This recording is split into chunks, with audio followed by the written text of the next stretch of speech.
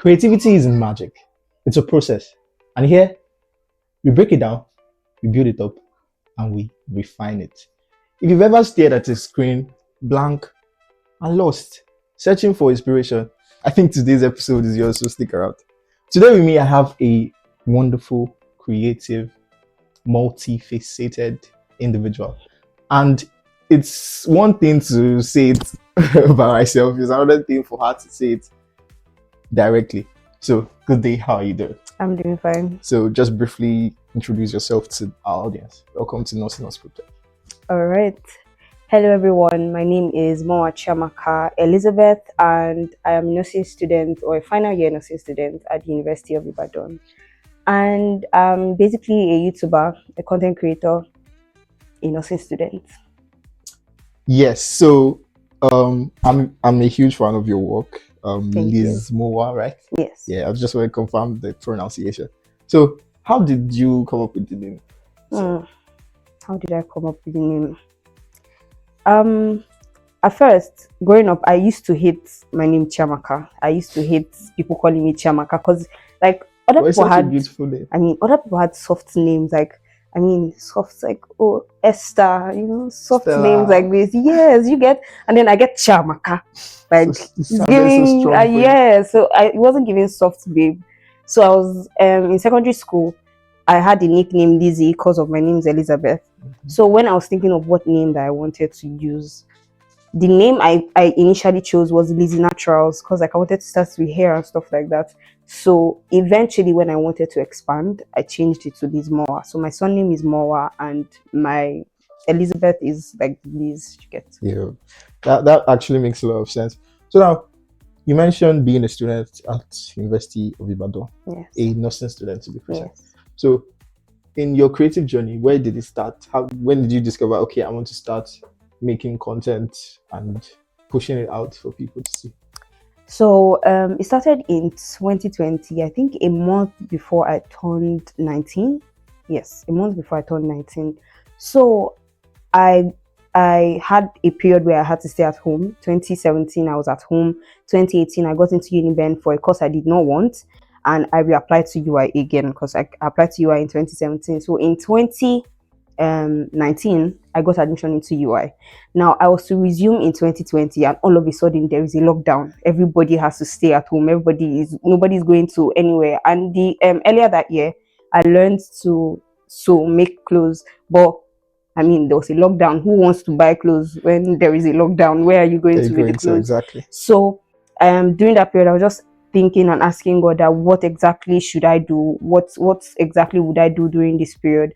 And I heard of a kid YouTuber, I think in 2019, that had a lot of views and made over like $26 million or something like that on YouTube alone. And I was inspired. That was like 2019 to 2020. Then there was no sound of lockdown yet. But then the lockdown happened. And then I said, okay, this kid can make this amount of money from I can do it. I can do it. So I decided to start planning to do it. But then I didn't have a phone. I didn't have anything. But basically, I had to use my sister's phone. Use a lot of things to be able to start the content creation journey. But it all started from the fact that I needed to get away from the fact that I wasn't doing anything.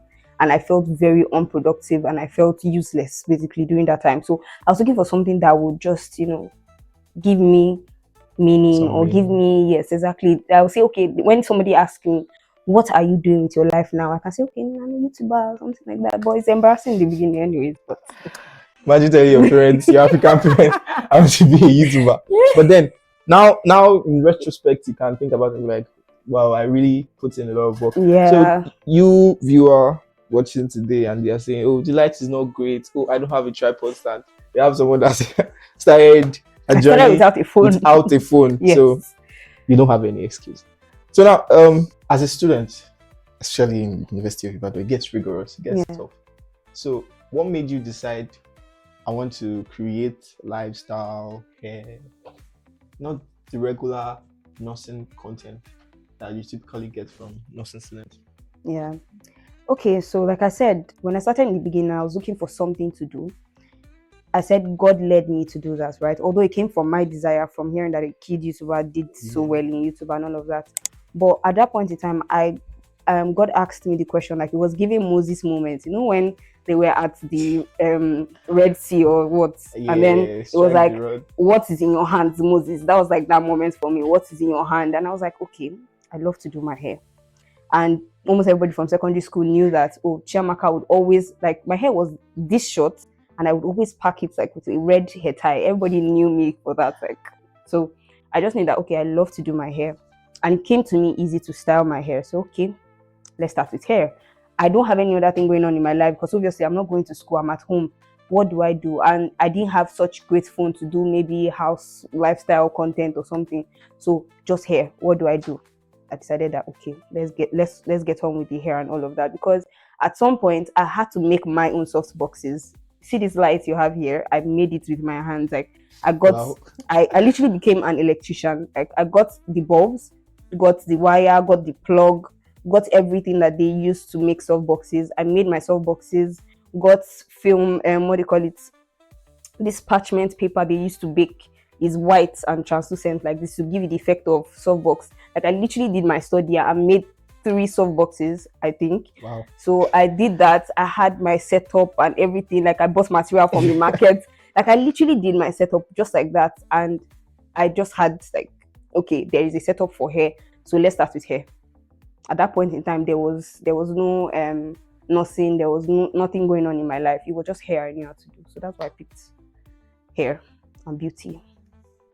I'm simply amazed because we've gone from not doing anything to becoming an inventor and creating soft boxes for your content. Now you went from hair to lifestyle, food, a lot of different things infused together. You've been able to get over 50,000 subscribers on your YouTube page, over 200 videos. So what is your major strategy for growth to your target audience? My major strategy for growth is abolishing shame, throwing away my shame. Like so be shameless. Like when I threw away my shame, like I could do anything, although the shame is still there. I mean, at the time I started my YouTube channel, I didn't know what shame was. Like apart from the fact that, oh, I wasn't in school, I didn't know what shame was. So now that I'm more mature, looking back, I'm like, if I didn't start then, I never would have started, because the amount of shame I have right now for myself, I can go back and look at my video and say, who is this person? My God. Like, you had to be so bold to just get up one day, and my first video was about laying your edges. I was like, lay and slay your edges. I was like, who is this person? Like, I feel so ashamed anytime I go back to watch the video. But my strategy for growth is basically, first of all, throwing away your shame. The second is consistency. My consistency wasn't the best, but showing up even when you didn't want to show up was one of the ways that I was able to maintain. Like, people want to see you today and see you again tomorrow, see you that same time next week. They want you to keep showing up, and that's the only way they are going to know you. So I feel consistency was one of the things that helped me still, like, okay, I've been creating content for over 5 years now. I'm still doing it.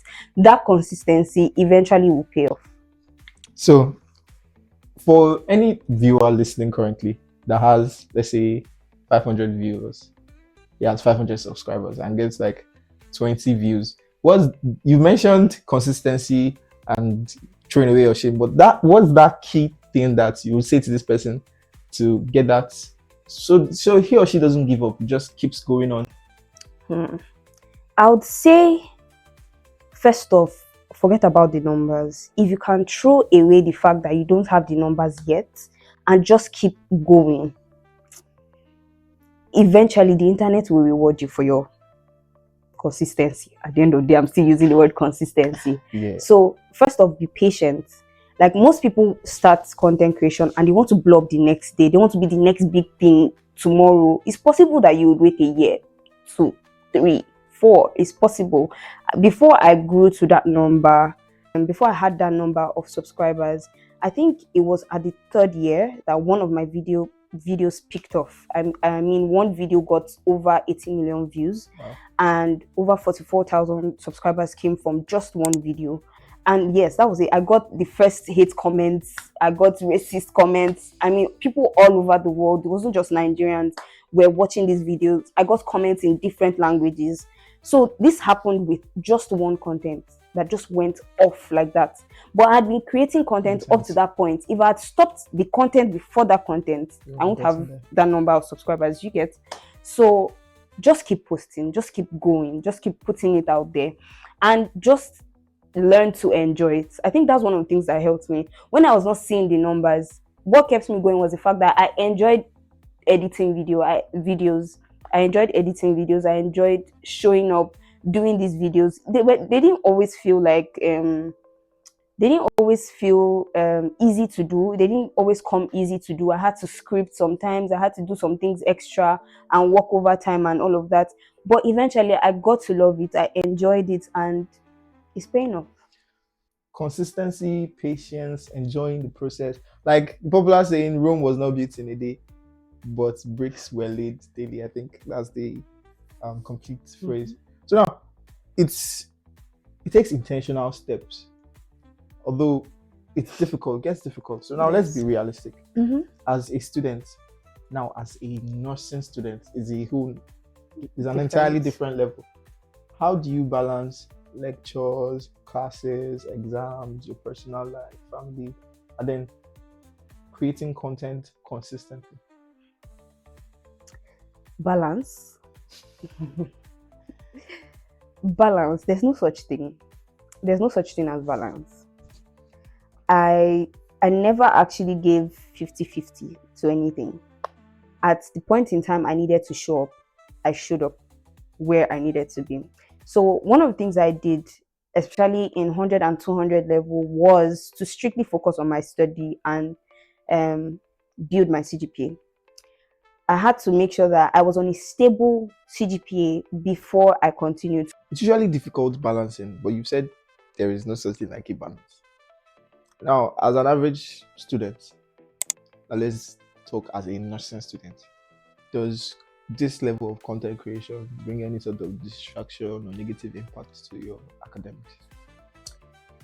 It doesn't actually have a negative impact. Did I get distracted? Yes.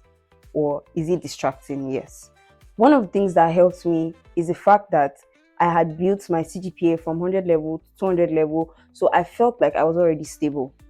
So when I was getting to the point where I started creating content in school, it wasn't so tasking because I could understand myself. At that point, I understood my reading style, how long it takes me to understand something, how long it takes me to assimilate the content of my books and all of that. Or do I understand in class? Do I do well when I listen in class or when I go home to read my books? Just understanding myself, my reading style, and the way I understand things really helped me to be able to balance it out.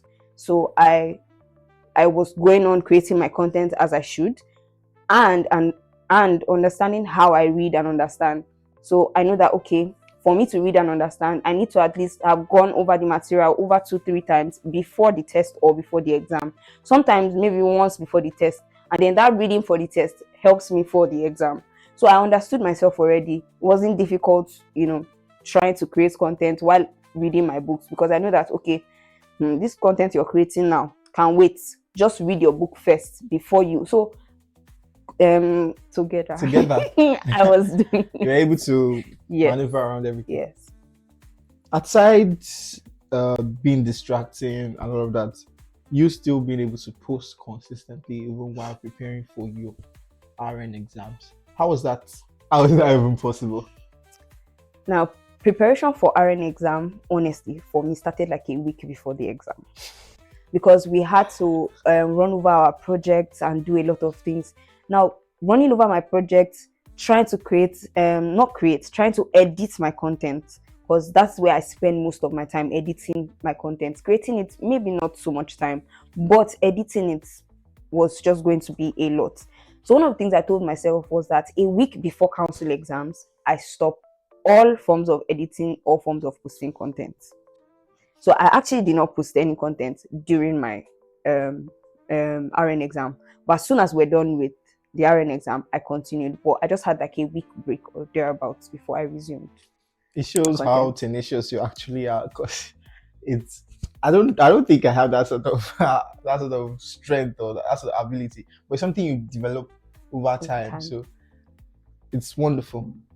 Now let's talk finances, because this is the major drive, or it could also be the major hindrance in creating and pushing out content. So how costly was it for you? Did it make sense financially when you started? When I started, well, let's say the total cost of the three sub boxes I made were, let's say, I mean, I got cartons from my mom's room. I got parchment papers from my sister that bakes. I got bulbs, lamp holder, wire, and plug. Let's say roughly 5K. I was able to make my three soft boxes. I bought 2 yards of material, roughly 1.6. I bought vine leaves, and that was even later. Then Christmas lights from my mom's storage of Christmas things that she packed. Just got one and hung there. That barely cost me anything. Now my phone was given to me as a gift. That was a month after I started content creation. So I started content creation with my sister's phone. I remember I started on the 16th of I posted my first content on the 16th of September. My birthday was a month later, 16th of October. And I remember my dad going out 2 days after my birthday, and he was like, come along, let's go out. And I was like, I don't want to go out with you. And then he now said my elder sister should follow him, and my elder sister went with him. When my elder sister came back, she told me that when we went out, daddy entered into a shop and he asked the woman that was selling phones in the shop, please, I need a phone for a YouTuber. Wow. Give us a phone that a YouTuber can use, right? And when my dad just came in and he handed me a box and said, here, happy birthday. I was like, what's this? That's so nice. Now, the first phone that I used was a Vivo Y11. And at that time, I think it was like 52K because he bought a 32 gig phone, like I said. Now, he didn't know better. I mean, he just wanted the best for me. And quite frankly, that phone's camera, I mean, if he had gotten like maybe 2 steps higher than that particular Vivo brand, I believe I should have been able to shoot without the amount of lighting I needed at that time, and it could have worked. So now, altogether, everything I needed to start my content creation were basically everything I use on a normal day, like my phone now, for instance. So apart from my phone that I should have had, I just needed a new phone because I didn't have one. And then the things that I used to set up, you'd see that I barely spent any amount of money. Now, as a student, what do you need to start content creation? Your phone and your data. It's as simple as that. There are free versions of apps that you can use. You don't need to rush for CapCut Pro and the rest of that. Like, it almost costs you nothing to just set up your camera. I mean, I did not have a tripod. Remember, I didn't have a tripod. I was using stools and books. It's still like that. The setup is still like that at home.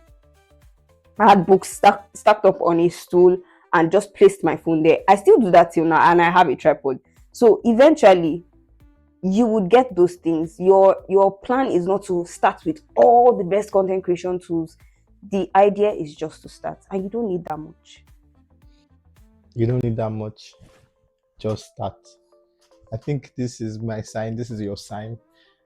And you probably know someone that would do really well in content creation, but just undermines their own ability, is living in doubt. Send this video to that person. You might just make their day. So if you've been listening so far and you're yet to subscribe, kindly click that button. We are currently at Nursing Conception Initiative Studio, NCI Studios, located in Obafemi at World University. And we have all the resources to make that dream content. So we have our description in the caption. You can reach out to us and let's make your ideas a reality. Now, it's very important that you start with what you have, like you said. Now, thinking about it retrospectively, do you feel rewarded by all the efforts that you made? Do you get the financial reward for the consistency, the time, the effort and all your nights of racking and thinking of the next creative thing to do? Now, the first question you asked was reward, just reward. Yeah. We have not entered finances yet. Yeah. So do I get the reward? Yes. I mean, I'm here now. That's the reward, right? Yeah, definitely. Yes. So, first off, I'll just start with the fact that I can be walking on the road today and somebody just says, "Hi, you're that nurse that does hair, that does like connect all things I do together." And I just feel, I don't know, I feel happy about it. At first, I'm like, my face, you will probably not tell you how happy I am, but I get so excited that, oh my God. I mean, you're just in I shock. remember one day I went out, somebody literally was shouting at the gate, "I follow you on TikTok." I was like, can you calm down? They don't all follow me. You don't have to shout. So going out and just getting to see people who enjoy what I enjoy doing, like they enjoy it, I enjoy it, that is rewarding enough. Now, financially, for YouTube, I did not start making money on YouTube till the fourth year of creating content, and that was the third, like 3.5 years. That was in 2024, I think, mid 2024. And it takes a lot of effort. Anyone who has started a YouTube channel would know that you need a number of hours, watch hours, 4,000 watch hours, and 1,000 subscribers at least. Now I think they've added 3 million short views as another criteria. So if you get 3 million short views or 4,000 watch hours, you'll be able to do that. But then that means you need to keep churning out content and people have to watch it. It's either you have more content in number or less content with more views. So because I was posting like one content a month and then I needed like views, it took a longer time for me as a student, and that's okay. During that time, I had to learn how to do this, how to do that, how to edit content better. Or I'm not still there. I'm still learning. Like with every post, I'm still learning something new on how to edit and all of that, and just get better at it. So the financial reward didn't come immediately. It took a while.